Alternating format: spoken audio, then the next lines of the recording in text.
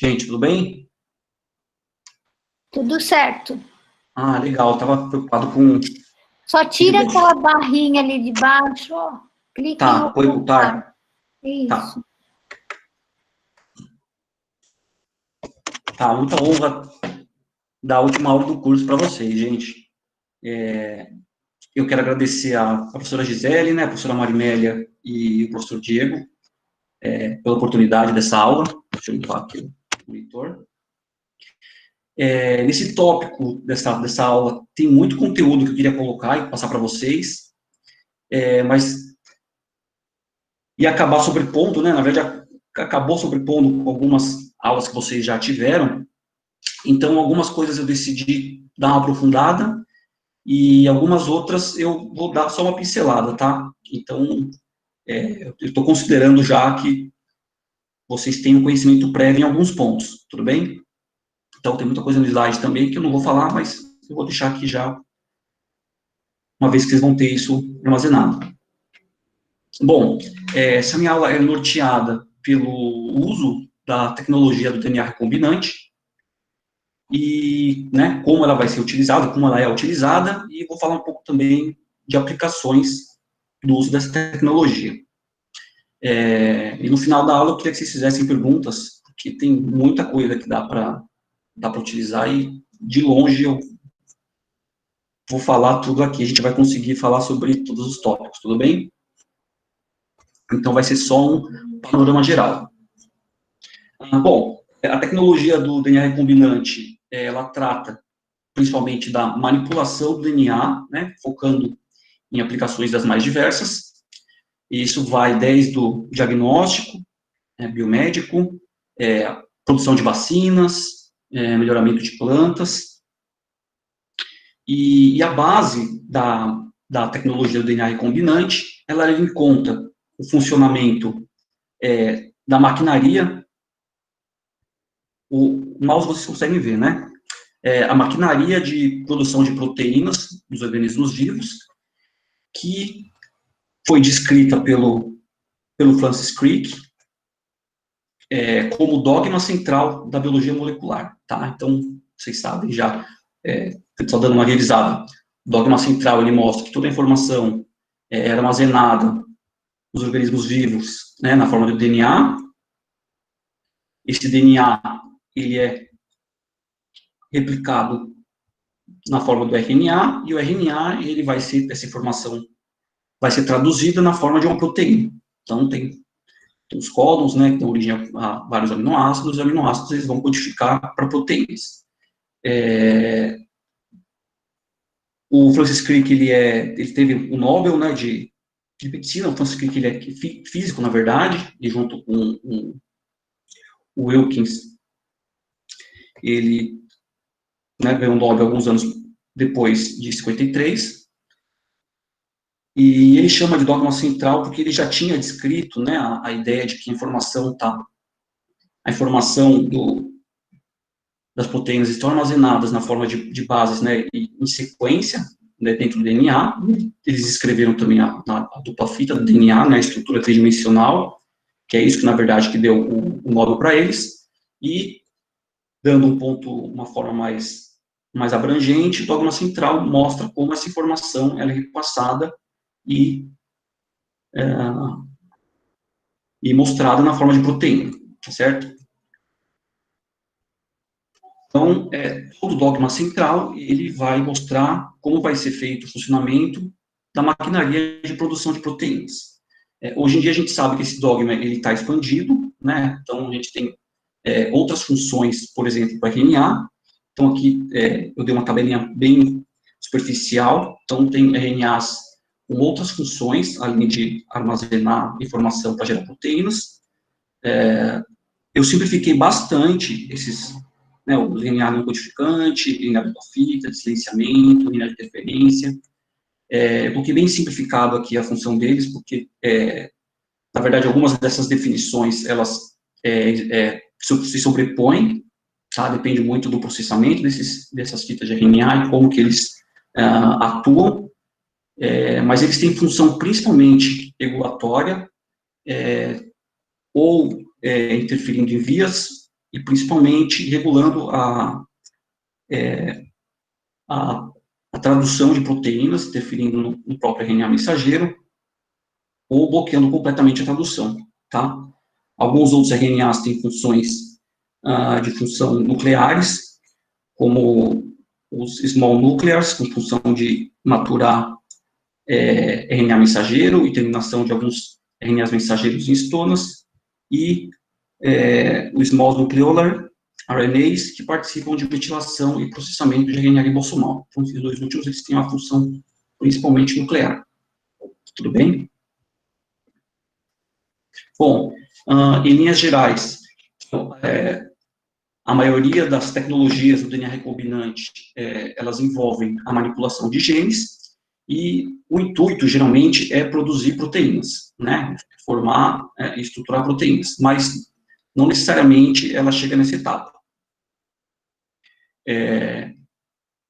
Então, quando você produz uma proteína de um organismo em outro organismo, a gente tem o que a gente chama de transgênico, tá? Então, a transgenia, ela significa utilizar a tecnologia do DNA recombinante, que é a manipulação de genes, para inserir um gene em um outro organismo. E, nesse outro organismo, a gente pode produzir a proteína, né, referente ao gene daquele primeiro organismo manipulado.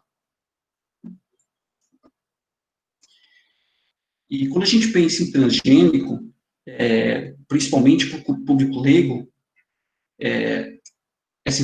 o significado dele não é tão claro.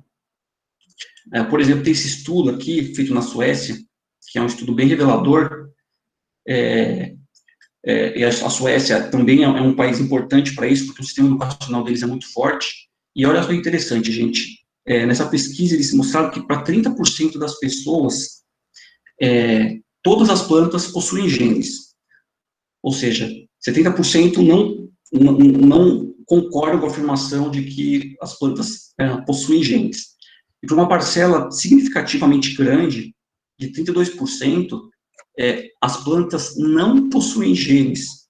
E quando eles falam de genes em plantas, essas pessoas pensam que isso foi inserido pela indústria, né, pelas indústrias de biotecnologia. Então, isso mostra, né, isso evidencia quanto que essa questão de gene não tá, de transgênico não está tão claro para as pessoas. Ainda mais considerando um país, né, bem desenvolvido, com nível educacional alto, como a Suécia. Se a gente for extrapolar para o Brasil ainda, acho que essa informação fica ainda mais gritante. Bom, e por que a gente manipula genes?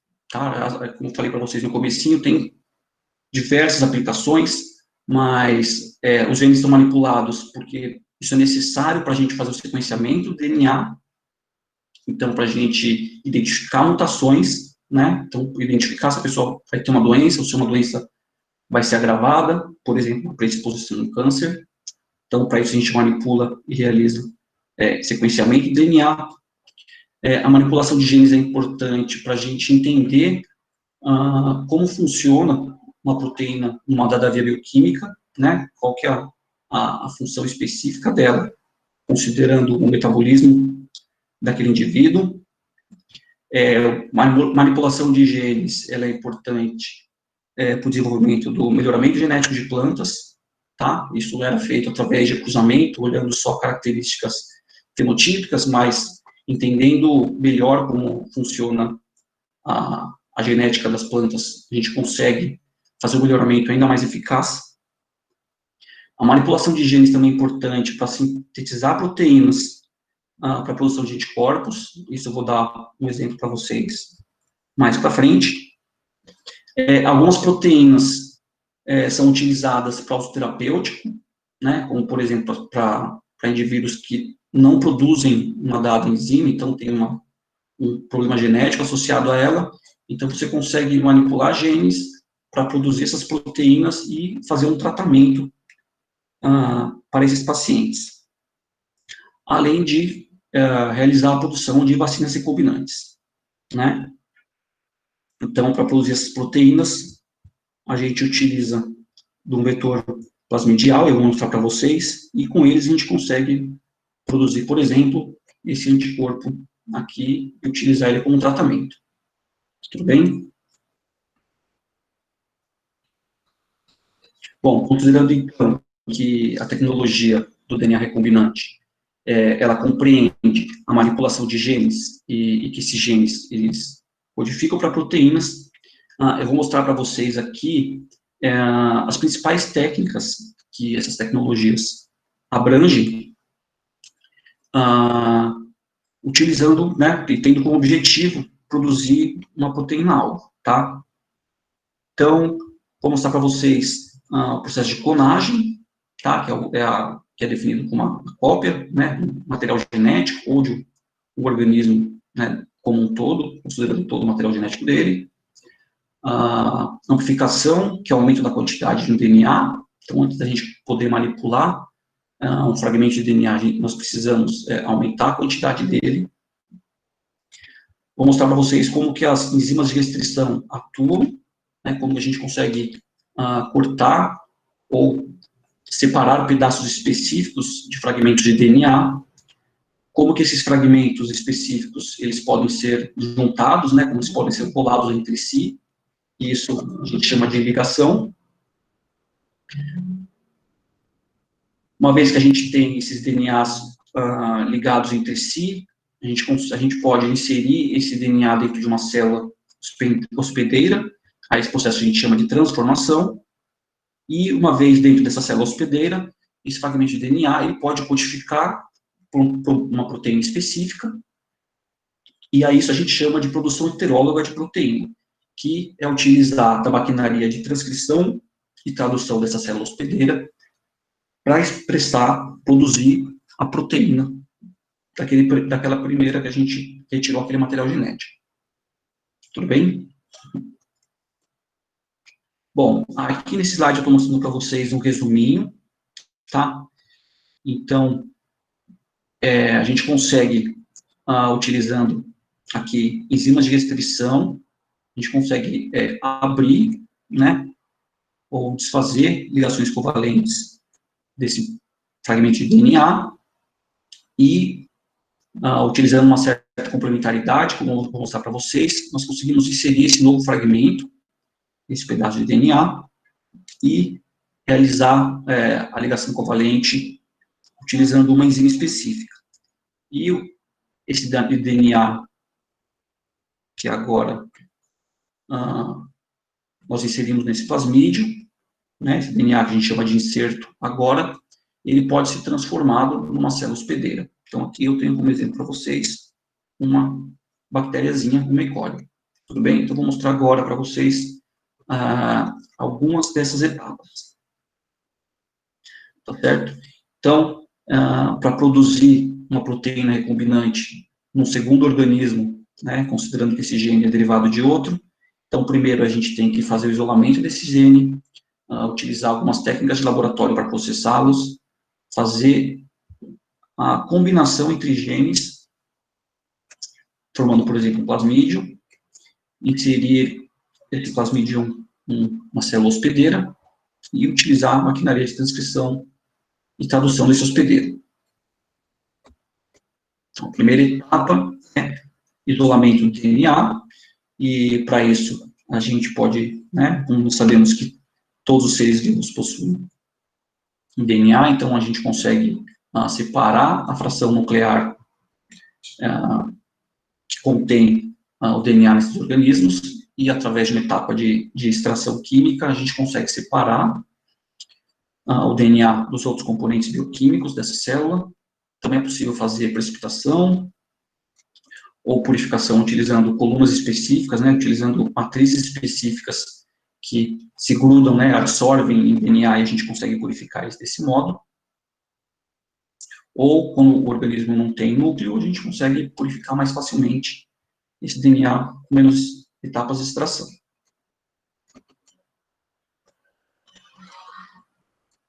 Bom, então, eu vou mostrar para vocês as próximas etapas, que é depois de extrair o DNA do organismo, a gente consegue processar ele e juntar e selar com outros fragmentos de DNA para formar, por exemplo, um vetor. Eu vou mostrar para vocês como que a gente consegue fazer isso. Bom, então a gente utiliza de enzimas de restrição, que são enzimas que são, né, endonucleases, ou seja, elas hidrolisam DNA em fragmentos definidos e reproduzíveis. E quando eu digo para vocês que são fragmentos bem definidos, é porque cada enzima de restrição, ela reconhece uma sequência de bases específica do DNA. Então, por exemplo, essa enzima aqui, que é a ECO, essa enzima de restrição, que é a ECOR1, ela reconhece especificamente essa ligação covalente entre o G e o A, tá? Só que ela reconhece também as outras bases que tem aqui para frente, tá? Uma característica das enzimas também de restrição é reconhecer sequências palíndromas, tá? Ou palindrômicas. Então, a gente tem aqui o GAA lido no modo 5' por 3', mas essa sequência também é a mesma, né, na fita complementar, tá? Também olhando no direcionamento 5', 3', tá? É aqui um outro exemplo de uma outra enzima de restrição, então ela reconhece, vocês estão vendo aqui, né, uma outra sequência de DNA em pontos específicos. Então, com isso, a gente consegue saber exatamente, né, conhecendo as enzimas de restrição, a gente consegue selecionar quais partes do DNA nós vamos querer clivar e processar, tá? Bom, as enzimas de restrição, elas têm um nome derivado da bactéria que ela foi encontrada. Então, por exemplo, a EcoR1, que está coloridinho mostrado para vocês, a EcoR1, ela vem da bactéria do gênero Escherichia, PS. coli, CO, a cepa RY13, perdão, e tem um número no final, e nesse caso é o 1, porque é a primeira enzima que foi descoberta nessa bactéria. Então, tem a EcoR2, EcoR3, EcoR4, EcoR5, né, porque nessa bactéria também foram descobertas outras enzimas de restrição que processam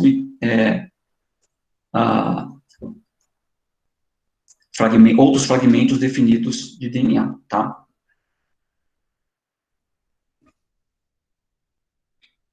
Uma vez que a gente processa um fragmento de DNA com uma enzima de restrição, a gente pode processar outro DNA também com a mesma enzima. E considerando aquele caráter de complementaridade e da palindromia do corte das enzimas de restrição, os dois fragmentos gerados, eles vão ser complementares.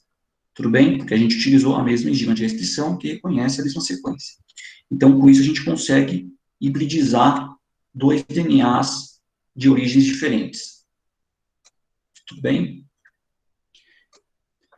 Esse tipo de reconhecimento e hidrólise, né, essa reação química feita pela enzima de restrição, ela pode ser do tipo cega ou do tipo coesiva. Então, é do tipo cega quando ela processa nas duas partes da fita do DNA clivando no mesmo lugar, tudo bem? Ou processando daquele modo coesivo, como eu mostrei para vocês, da EcoR1. Tudo bem? Uma característica importante da ligação cega é que você consegue ligar um DNA cego com qualquer outro DNA cego. Tudo bem? Então, não tem aquela especificidade na hora de hibridizar um com o outro. Aqui é só uma outra figurinha mostrando o tamanho de uma enzima de restrição em relação ao sítio que ela processa. Vejamos as atividades livres. Opa, peraí. E aqui eu tenho como exemplo outras enzimas de restrições derivadas de diversas bactérias, tá? Então, tem aqui bacilos, streptococcus, Serratia marcensis, né, que são bactérias bem conhecidas, as enzimas de restrição aqui nessa coluna, derivadas delas, e aqui à direita, a sequência de DNA que elas reconhecem e hidrolisam. Então, aqui em cima a gente tem as que são do tipo coesivas, e aqui embaixo, enzimas de extinção que processam no modo cego. Tudo bem?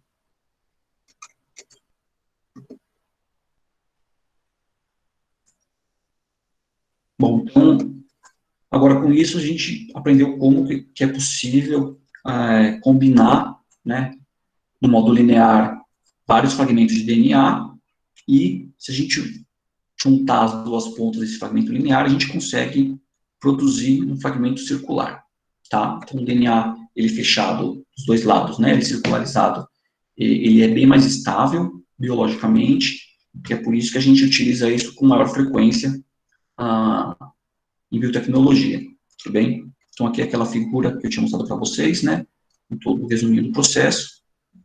Então, agora a gente consegue ter, né, um DNA linearizado contendo diversos tipos de fragmentos de DNA em sequência. Uma vez que a gente junta, né, fragmentos de DNA que têm tamanhos diferentes, a gente precisa enxergar se esse novo DNA ele tem a quantidade de bases que a gente espera que ele tenha. Tá? Então, para essa análise, a gente usa a eletroforese de DNA. Eu acho que vocês têm uma boa ideia de como funciona, mas aqui só para reforçar, tá? Então, o DNA ele tem um monte de fosfato, né, o DNA dupla fita, e a parte fosfato fica direcionada para a parte hidrofílica, né, a parte aquosa. Então, isso resulta com que o DNA ele tenha carga negativa envolvendo a sua parte exterior. Logo, se nós colocarmos fragmentos de DNA numa cuba de eletroforese, né, essa carga negativa tá, teorizada no DNA, ela vai ser direcionada para o eletrodo positivo. Tudo bem?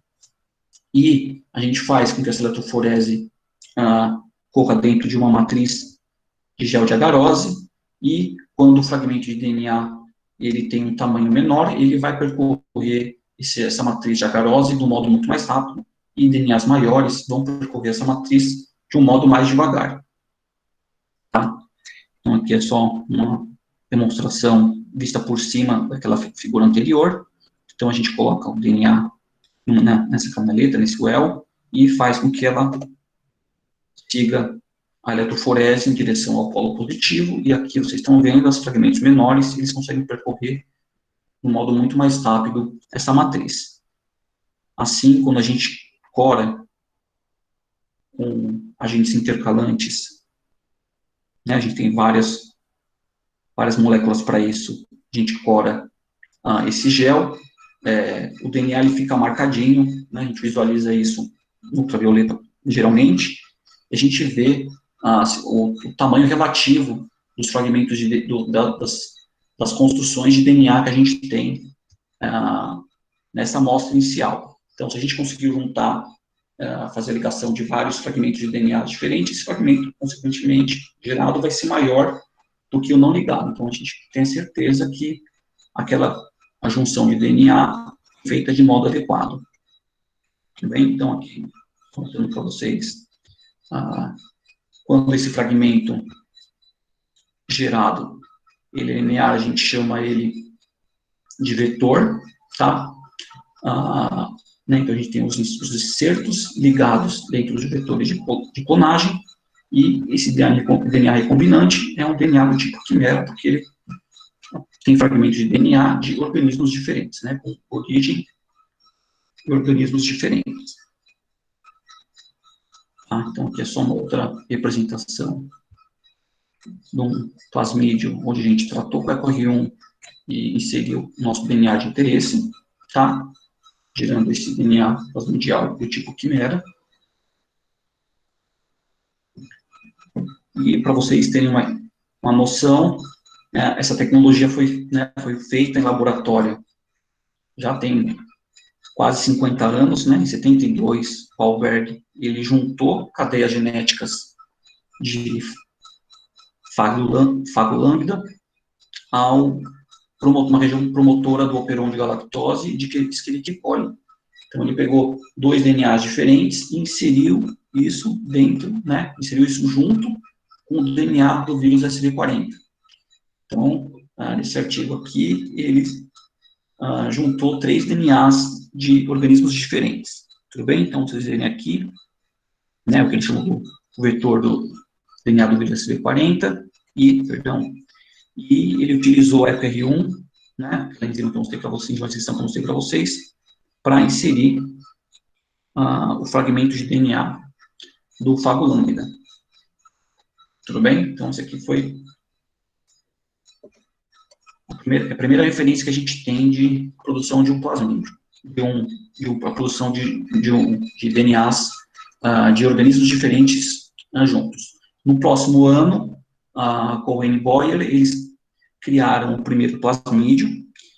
Então, eles utilizaram elementos genéticos de plasmídios de bactéria. Isso permitiu com que eles conseguissem inserir isso no E. coli, tá? E fazer com que a própria maquinaria de replicação da E. coli produzisse mais plasmídios a partir daquele inicial dele. E aqui a gente tem um gel de eletroforese mostrando, não sei explicar para vocês exatamente qual banda é o que aqui, mas eles conseguiram, provaram aqui a característica dos fragmentos que eles utilizaram para juntar vários genes diferentes, tá? A outra coisa que eles conseguiram inserir aqui foram genes de resistência a antibióticos. Então, com isso, eles puderam selecionar bactérias que tinham resistência a certos tipos de antibióticos, e por isso, eles têm a certeza que aquele plasmídio específico foi transformado naquelas bactérias. Bom, a gente fala tanto de Escherichia coli, por que ela é tão utilizada? Ela é tão utilizada porque ela é uma bactéria super fácil de trabalhar, e tem várias vantagens aqui que eu vou mostrar para vocês. Então, é uma bactéria unicelular, no formato de bastão, ela cresce, né, ela é uma bactéria que vive no nosso trato intestinal, então ela cresce rapidamente na temperatura, da nossa temperatura fisiológica mais comum, né, próximo de 37, e ela é uma bactéria que cresce muito rápido, então no laboratório ela é fácil de manipular, né, então a cada 20 minutos, né, algumas cepas de E. coli conseguem dobrar de tamanho, e ela também é uma bactéria de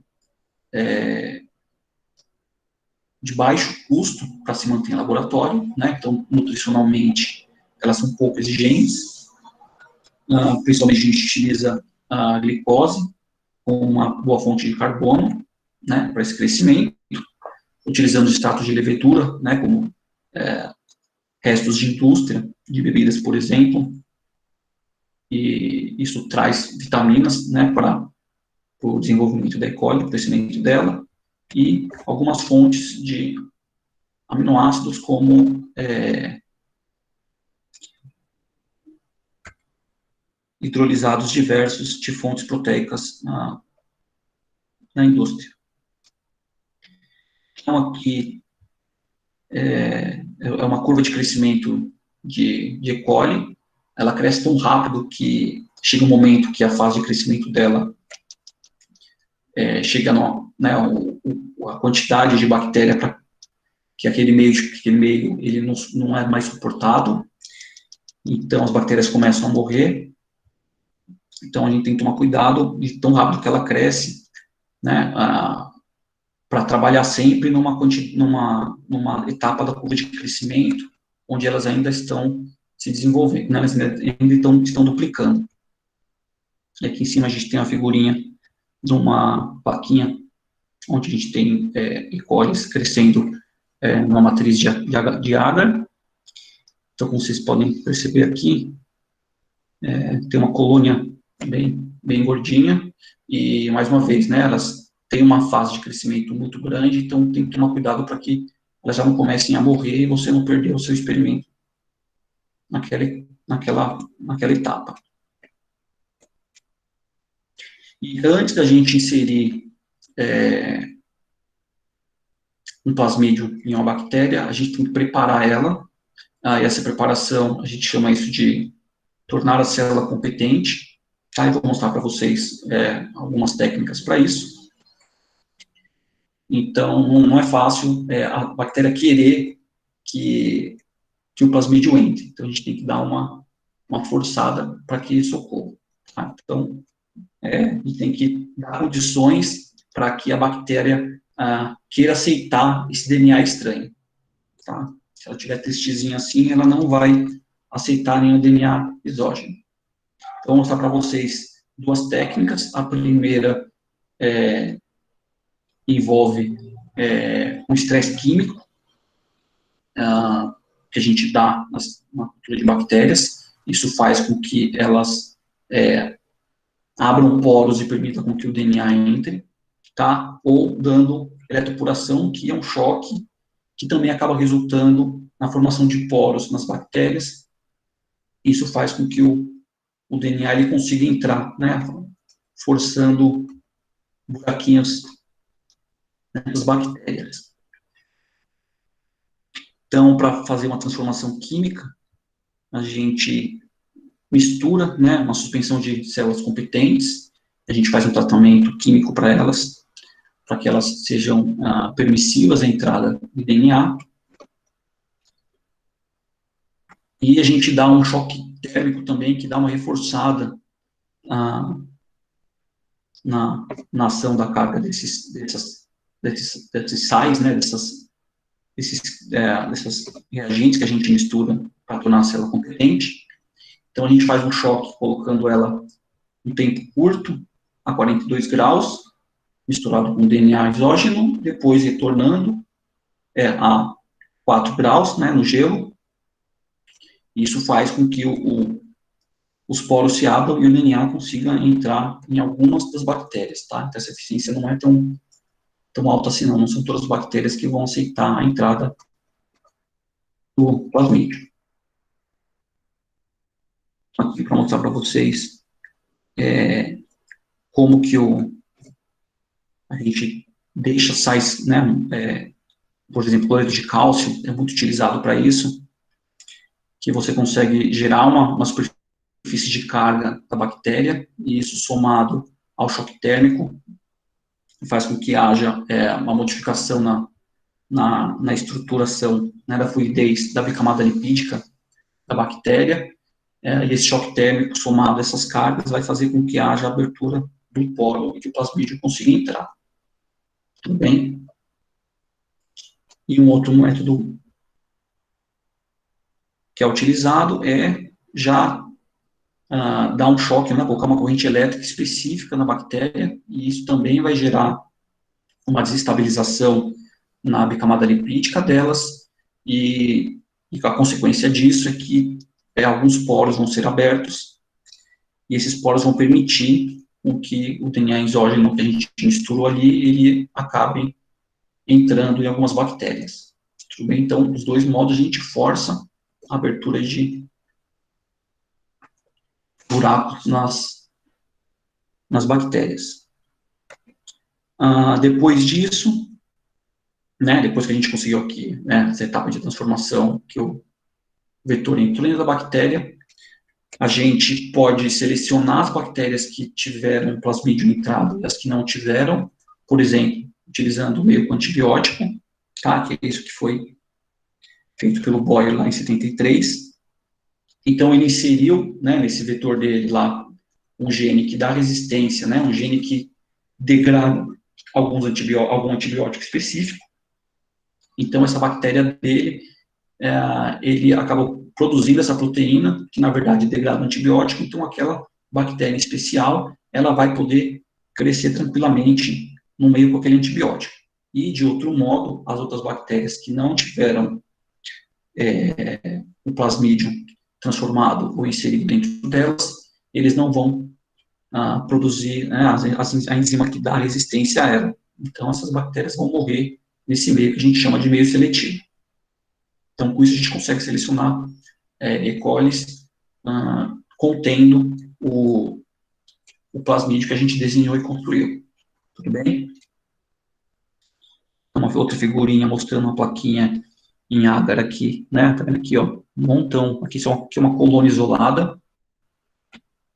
né, derivado de uma E. coli específica. Então, aqui a gente tem, para vocês terem uma ideia da eficiência da transformação, a gente parte de mais de milhares, né, de milhões de bactérias transformadas com DNA, né, com vetores contendo DNA, e a seleção gera, né, algumas centenas de E. coli transformadas apenas. Tá? Então, a eficiência ela não é muito alta, mas com isso é suficiente já para selecionar algumas bactérias que contêm o plasmídio que a gente desenhou. Tudo bem?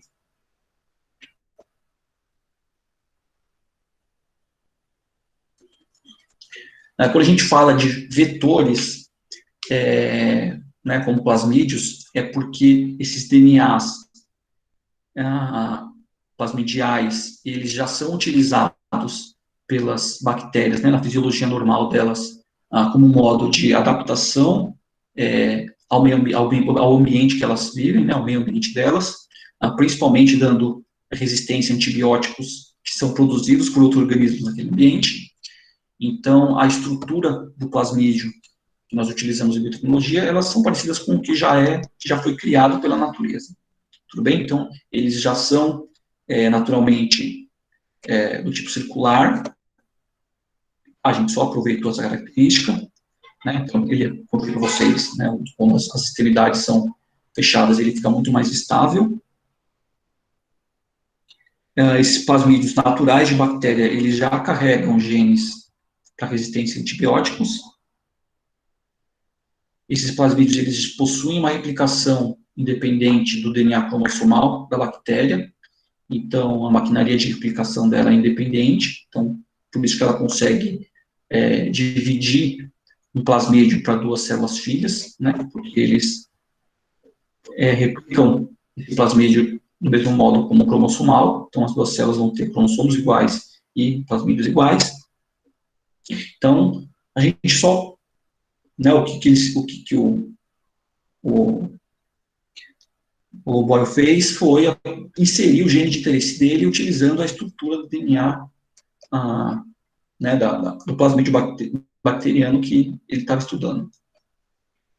E é isso que a gente faz em biotecnologia. Então, aqui tem um esquema mostrando um vetor de clonagem genérico, tá? Não é genérico porque tem alguns genes específicos que foram inseridos, mas para vocês terem uma noção do que contém neles. Então, aqui a primeira coisa que eu vou mostrar para vocês é a origem de replicação, que é reconhecido pela DNA polimerase da bactéria, e vai fazer com que esse plasmídio ele se autorreplique de modo independente do DNA cromossomal.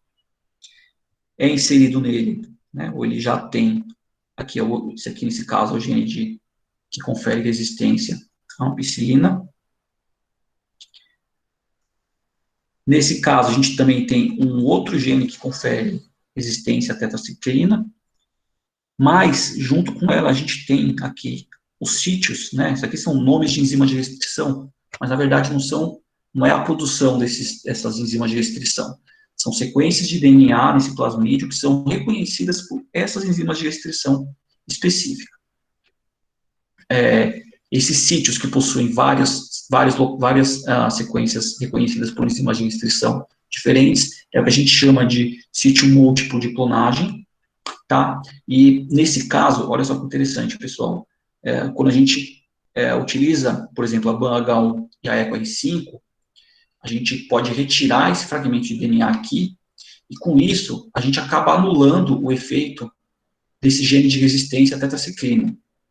Então, se a gente inserir um gene específico aqui dentro, esse vetor, ele vai continuar tendo resistência à ampicilina, mas ele vai deixar de ter resistência à tetraciclina, porque a gente simplesmente arrancou uma parte do gene que dá resistência para a tetraciclina. Então, com isso, a gente consegue fazer uma seleção de quais plasmídios nós conseguimos inserir o gene que a gente quer e os que a gente não quis, utilizando essas duas enzimas de restrição. Tudo bem? Aqui é só uma outra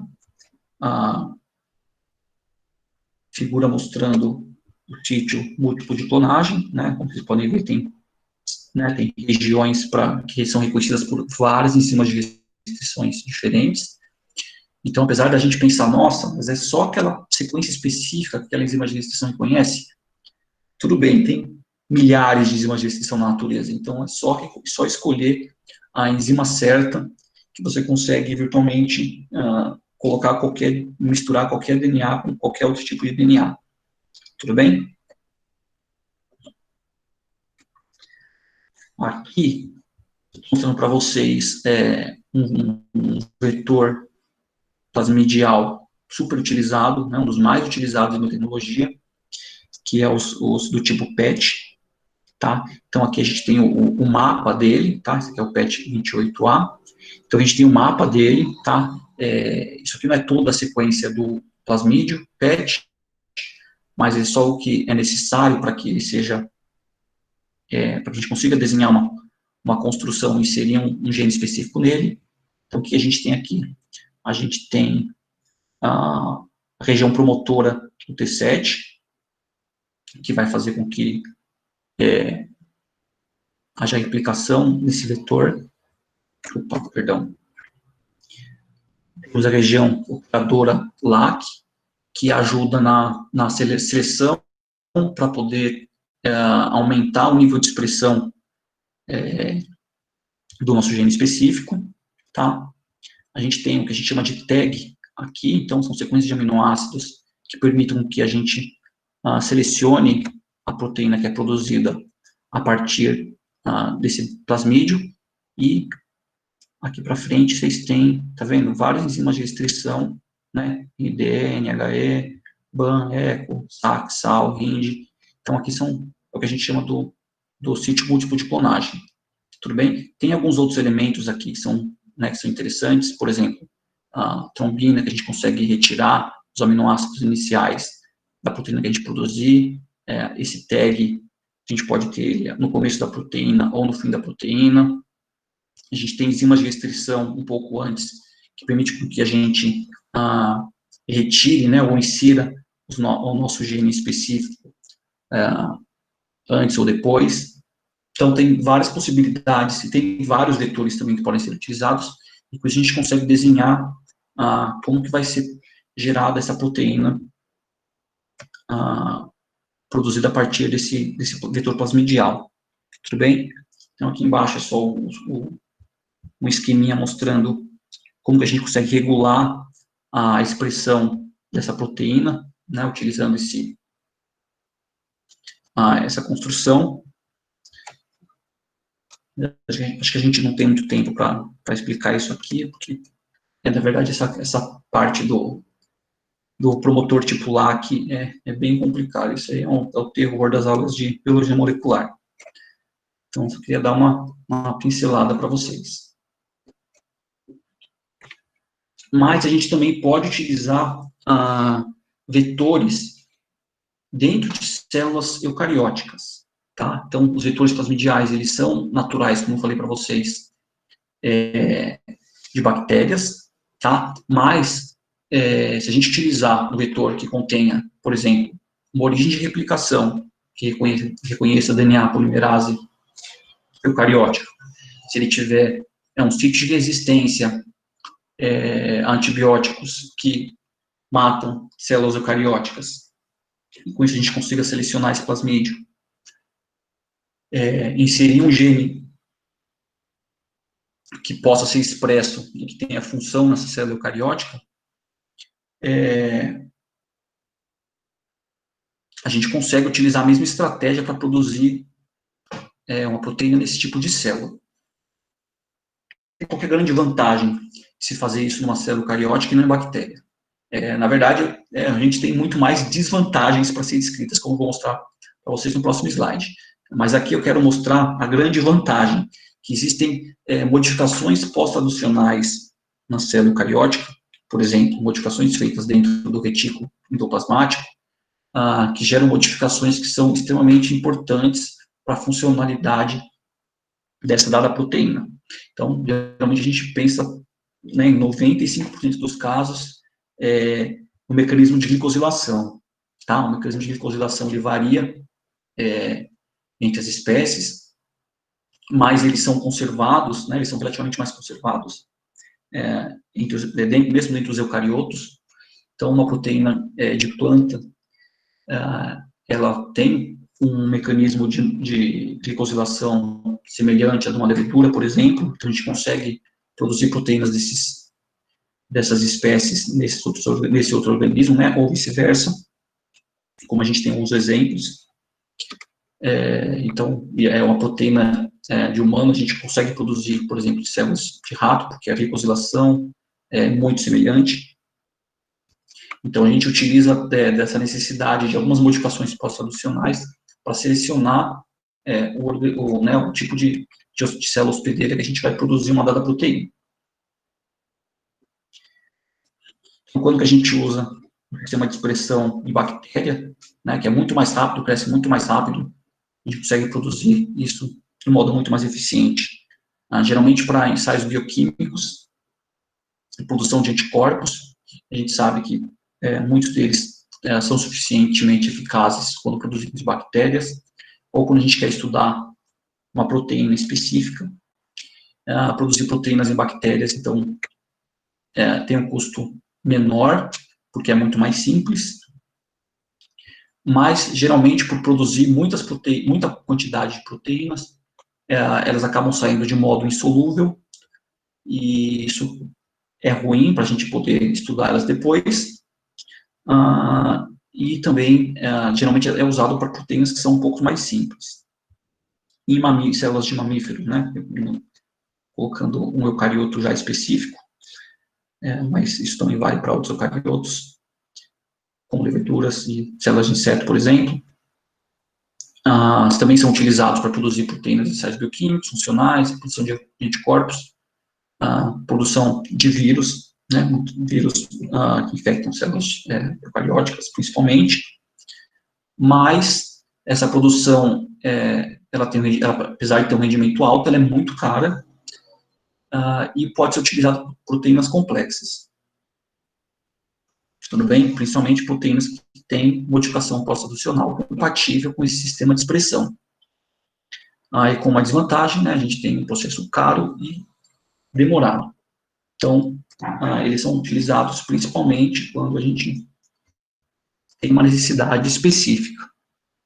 Tudo bem? Então, agora eu vou mostrar para vocês algumas aplicações, tá, da tecnologia do DNA recombinante. Como, por exemplo, a produção de vitaminas. Tá? A gente tem aqui, por exemplo, da vitamina A, tá, que causa cegueira ou deficiência da visão em milhões de crianças pelo mundo. Tudo bem? É uma vitamina importante para a severidade de alguns tipos de diarreia e para criança que possui sarampo, mas é uma vitamina cara, tá? Ela é essencial, muito importante. Essas crianças desses países geralmente mais pobres não possuem uma dieta adequada, e também não há infraestrutura em muitos países para produzir, né, para dar para a população essas vitaminas. Então, o que o International Rice Research Institute fez foi desenhar uma construção onde cereais possam produzir uma quantidade maior de vitamina A. E isso, como consequência, vai produzir um alimento que tenha mais vitamina A, e isso vai diminuir o custo da nutrição das pessoas que usarem ele. Tudo bem? A vitamina A, ela, olhando a bioquímica da produção dela, né, a gente tem os carotenoides, tem vários carotenoides, mas pensando num deles que a gente utiliza, que é o beta-caroteno, né, que é um precursor que a gente usa para fazer a vitamina A. Então, a gente tem aqui essa via, né, isopentenil difosfato, gereno difosfato, fitoeno, licopeno, beta-caroteno. Tudo bem? No arroz, por exemplo, essa via, ela não existe, tá? Então, não tem essas enzimas aqui, né, fitoenosintase, fitoenesterase, licopeno, beta-ciclase, essas enzimas não existem no arroz. Então, o que esse instituto fez foi inserir a produção dessas enzimas específicas dentro do genoma do arroz. E com isso, essa via bioquímica, ela se completa, tá? Tem com a produção dessas enzimas, a via bioquímica se completa, e esse arroz ele vai passar a produzir o beta-caroteno. Né? Então, eles chamam isso de golden rice.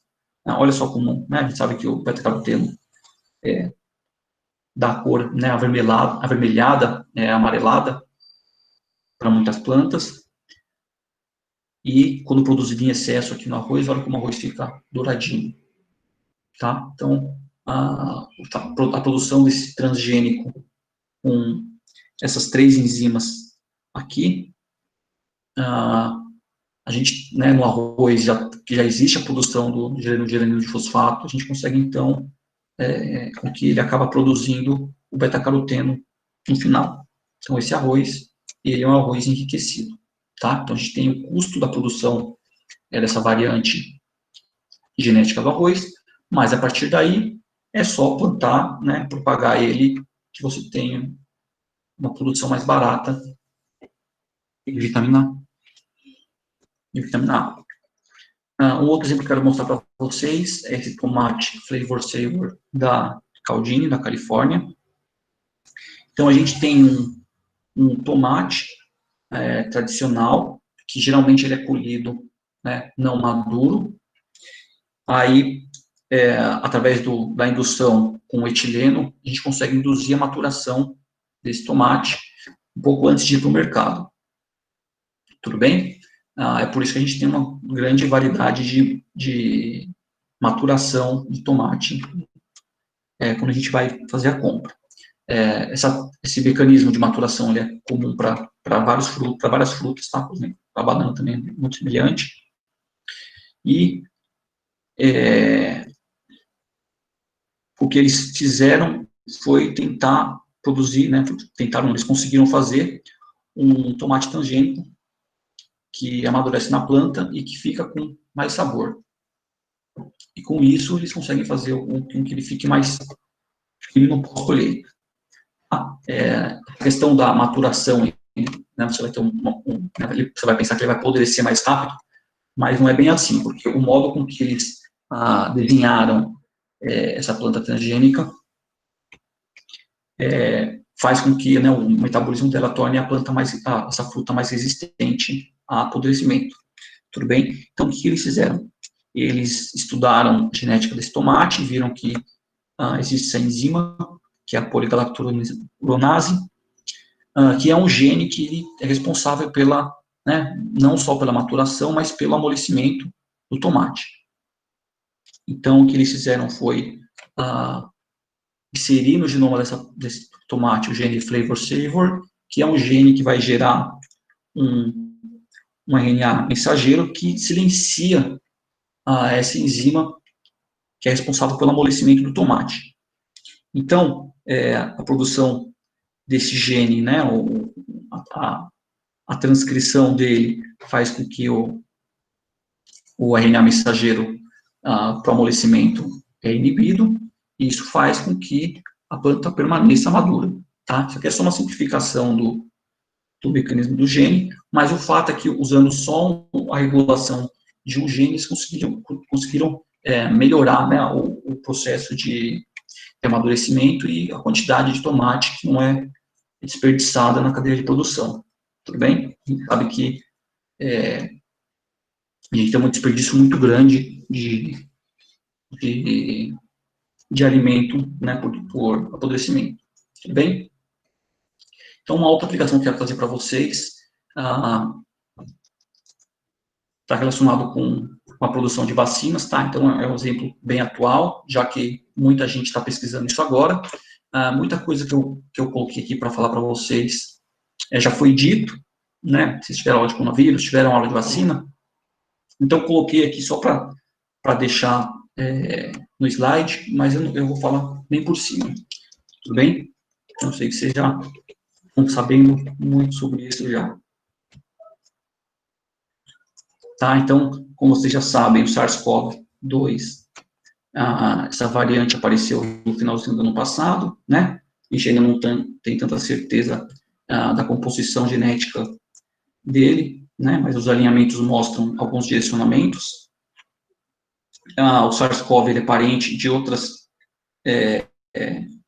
coronavírus que foram importantes, né, nos últimos anos, né, que tiveram um número muito grande de infectados e mortos, né, então tem o SARS-CoV, teve na China em 2002, 2003, né, no Mediterrâneo a gente teve um parente deles também em 2013, teve um número bem grande de mortos, tá, e agora a gente tem uma variante que, apesar de ter uma taxa de mortalidade baixa, ela tem uma infecção bem poderosa.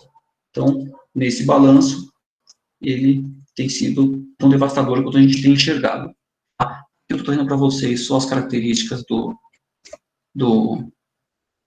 da estrutural do vírus, né, vamos dizer, anatomia dele, né, o diâmetro dele, 125 nanômetros, né, na escala nanométrica, um RNA fita única, tem uma estrutura proteica nucleocapsídica, helicoidal, uma produção proteica isoédrica, e pensando nas proteínas que compõem eles, a gente tem proteínas estruturais derivadas da membrana, que a gente chama de proteína M, proteínas do envelope, que é a proteína E, e as proteínas da espícula, que são as proteínas S.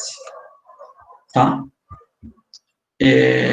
O mecanismo de entrada do SARS-CoV, vocês já sabem, ele usa a enzima conversora de angiotensina 2 como receptor, e essas mutações que o SARS-CoV tem agora, ele faz com que ele seja o mais invasivo até hoje da família.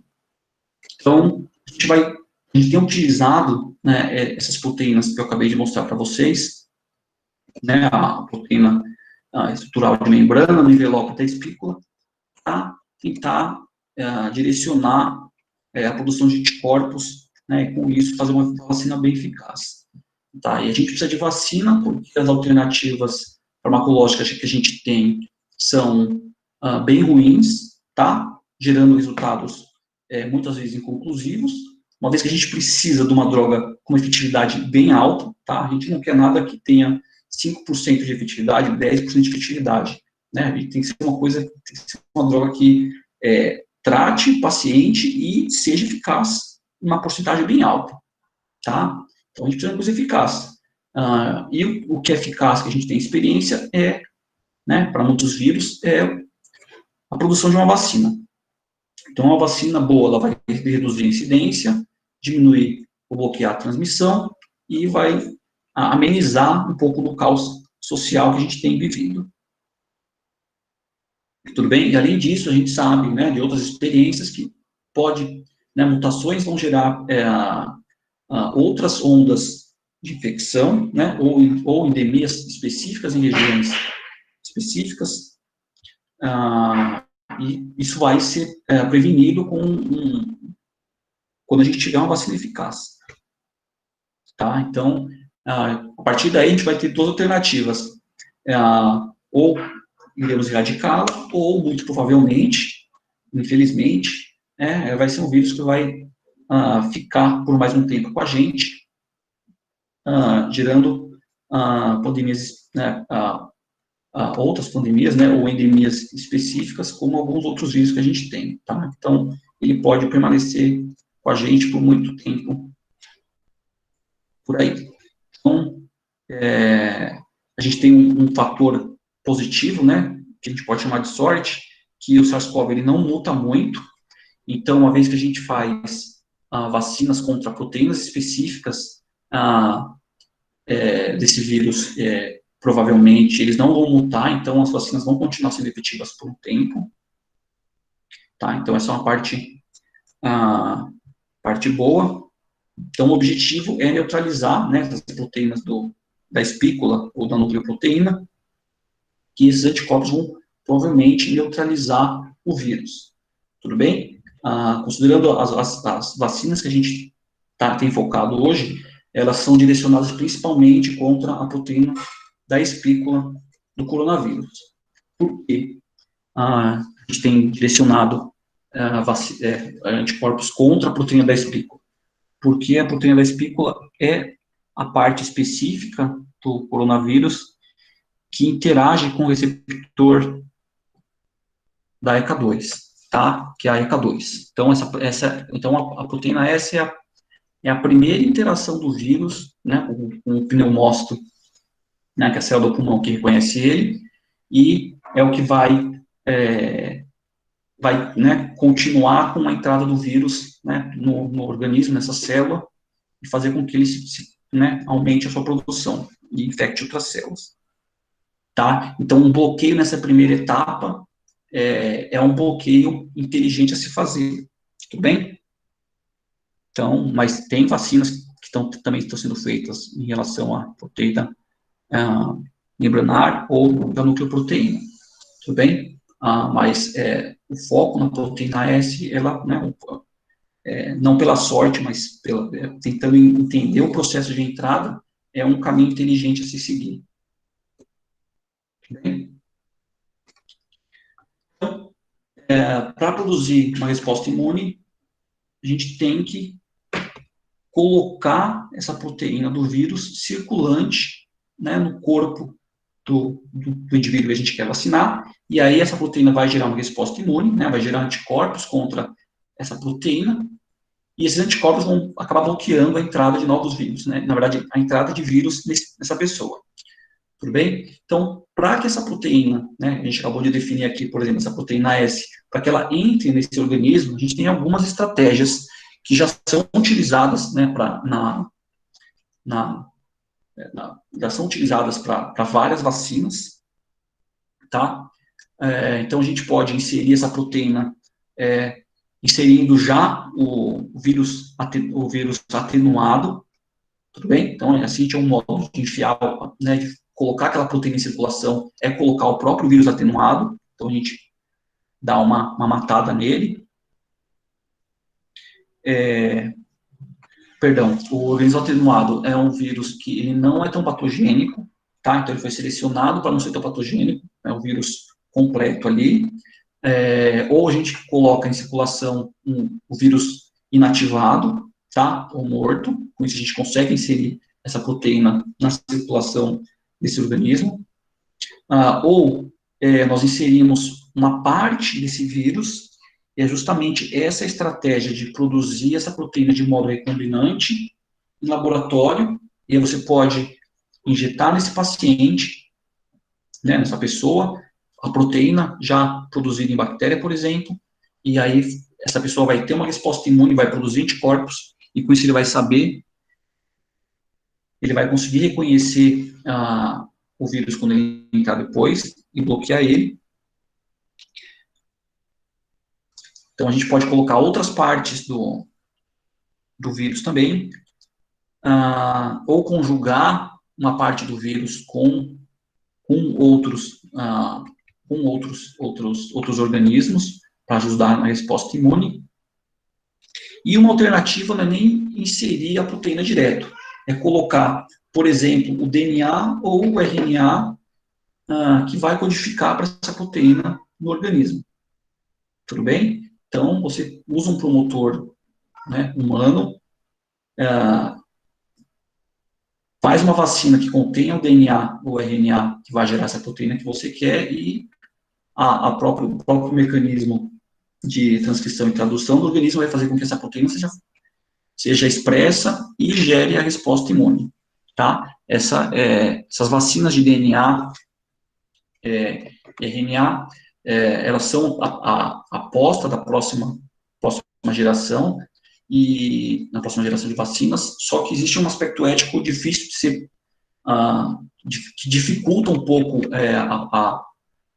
os testes dessas vacinas, e que agora a gente está tendo a oportunidade de testar, porque realmente a gente está num grande desespero. Tudo bem? Então, a gente tem a oportunidade agora de fazer um teste em escala de vacina de DNA. Então, essa é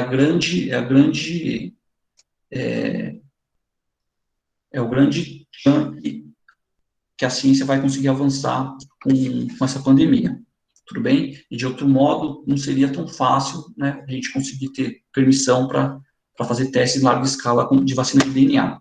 Então, eu mostrei para vocês agora Essas estratégias que são utilizadas, né, no geral, para várias doenças, né, para fazer vacinas para várias doenças, e, como eu falei para vocês, a gente tem utilizado quase todas elas como estratégias para produzir vacinas para o SARS-CoV. Essa figura aqui, a Carol já tinha mostrado para vocês, então só vou revisar um pouquinho. Então, a gente pode colocar, né, tem vacinas sendo testadas que possuem o vírus, né, atenuado, tá?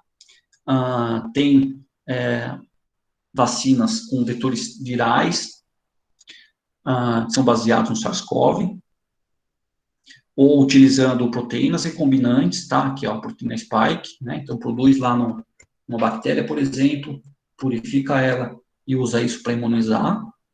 Temos também, né? Estamos também testando vacinas de DNA e vacinas de RNA. Então, com isso, a produção dessa proteína, por exemplo, essa spike S, ela vai ser produzida dentro do organismo e já vai direto para a circulação dele. Tudo bem?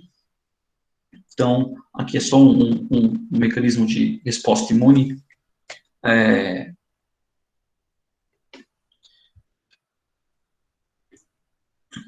que o organismo faz, né, para poder gerar, né, porque a vacina tem efeito, mas eu não quero focar muito nisso, isso aqui é imunologia geral para vocês. E aqui tem algumas vacinas que estão sendo testadas hoje, né, tipo RNA, DNA plasmidial, a proteína recombinante em si, que tem o nome das vacinas, e as empresas que estão produzindo elas. Bem, então, todas as estratégias possíveis estão sendo testadas atualmente contra o coronavírus.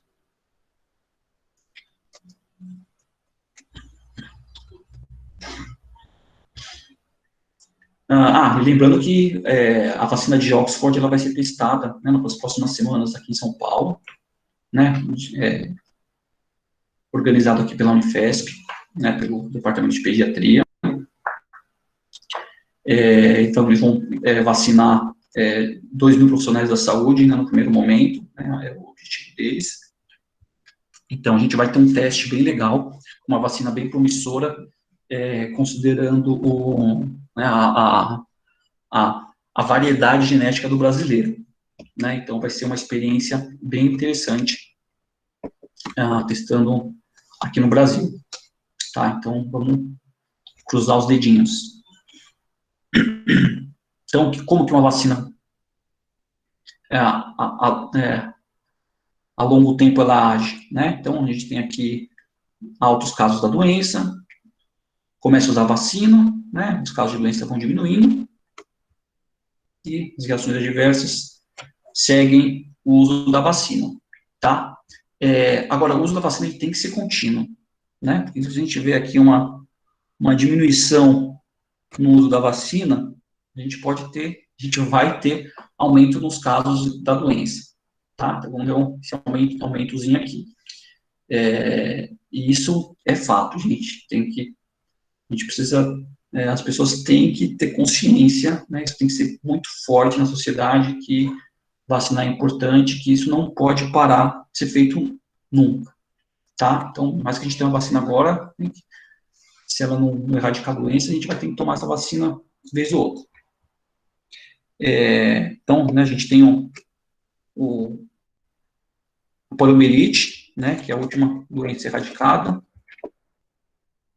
Tem alguns casos esporádicos, né, 2017, 2018, e em 2019 a gente teve surtos, né, tem números, né, só no Paquistão tem o mesmo número de casos que teve em 2018 no mundo inteiro, no Afeganistão também, e principalmente são casos relacionados com a diminuição do uso da vacina pontualmente. Tudo bem? Então, a gente tem que tomar cuidado com isso, né? Esse panorama aqui da poliomielite mostra que vacinar é importante, a gente não pode deixar a peteca cair, tá? Então, aqui mostrando, né, de várias décadas atrás, até quando esse dado foi coletado aqui em 98, essas vacinas contra essas doenças em específico aqui, caiu o número de casos de centenas de milhares, dezenas de milhares, para centenas ou nenhum caso. Tudo bem? Então, as vacinas funcionam e a gente tem que apoiar o uso delas e estimular as pessoas a usarem. Tudo bem? Então é isso, gente. Eu tentei dar só um panorama geral mesmo, tinha muita coisa que eu queria falar também, mas, por exemplo, já a purificação das proteínas pós-produção recombinante, mas, né, isso vai ficar para uma outra aula, se vocês quiserem ter, é uma parte bem interessante da biotecnologia, tá?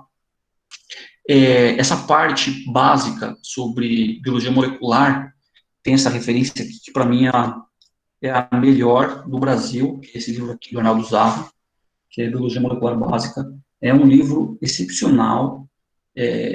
Se quiser aprender biologia molecular sem erros conceituais, tá? É muito comum ter erro em livro, mas esse livro, impressionantemente, é um livro muito bom, é muito difícil achar um erro nele. É um livro que eu indico muito. Eu tenho uma cópia não oficial dele, mas que eu tive na graduação, mas é um livro que vale muito a pena ter, tá? Então, como bibliografia básica para tecnologia do DNA recombinante, esse aqui é de longe a melhor referência. E para quem já é um pouco mais, já quer aprender mais, algo mais avançado, tem o livro do Sam Russell, né, que a gente chama de Maniacs, que na verdade são 3 volumes, né, que é uma grande referência da biologia molecular. Só que quem trabalha com biologia molecular tem que ter esse livro aqui, não é nem de cabeceira, tem que ter embaixo do travesseiro, porque é simplesmente excepcional em quantidade de informação, em detalhes de explicação, as referências são clássicas, estão todas ali dentro, então de longe a melhor referência avançada que eu poderia dar para vocês. E também tem o site da Adgene, que tem muita, mas muita informação simplificada lá. Então, tem a parte de biologia molecular básica, eles têm muitas apostilas com explicações, com dicas do que fazer, o que não fazer, o que pode dar errado, o que não dá errado. Todas as aplicações atuais, eles têm informativos mostrando bem direitinho, detalhes, tecnologias novas, tecnologias que aparecem no mês passado, o próprio pesquisador, ele acrescenta no site, ele ajuda a manter esse banco, e além disso, a Adgene, eles têm um banco de plasmídeos, que você pode solicitar para eles, então eles não cobram para te ceder, então eles têm milhares de construções, então você tem, se quiser escolher, se quiser montar um plasmídio com uma resistência a um antibiótico específico, um promotor específico, um sítio de clonagem múltipla específico, produzindo uma proteína X, se você olhar lá, eles vão ter a sequência genética para te ceder. Tá? Então, eles têm absolutamente quase tudo que você quiser juntar para fazer um plasmídio com uma função específica do seu interesse. Então, eles não têm fins lucrativos, mas eles têm um custo para transporte, manutenção, mas para biologia molecular eles têm feito um trabalho ímpar. Tá? Eles são responsáveis por aumentar muito a velocidade de desenvolvimento do conhecimento na área. Tudo bem? Então é isso, gente. Como é que eu faço para fechar? Quem puder me dar... Só parar a apresentação aí. Aí eu vou pro... Aqui? Tá, achei. Isso. Tá. Perfeito. Obrigada, Yudi, foi ótimo. Nada, Gisele. Eu que agradeço. Perguntas aí, hein, Yudi? Tem perguntas aqui. Tem perguntas aqui? Deixa eu ver aqui. Tem uma sobre vetor, eu acho que é a primeira essa. E essa aqui, quando é o seu aniversário, professor? É importante. Passou, né? Eu acho que a primeira é essa mesmo que a gente falou, do vetor aí, da Andressa. Não entendi o que seria o vetor da Andressa.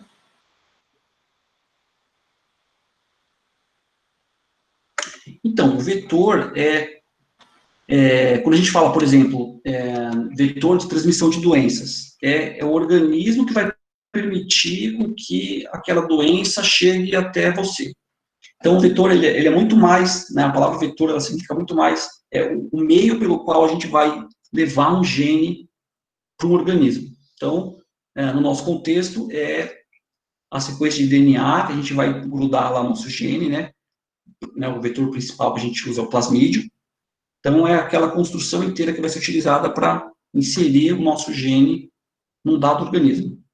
Tá? Então, o vetor ele é muito mais o modo de transmissão, tá? No sentido da palavra mesmo. Tá? Mas a gente usa ele como sinônimo do plasmídio, tá? Geralmente. Não sei se eu fui claro. Tá com áudio, gente? Alô? Tudo certo. Bom, tá bom.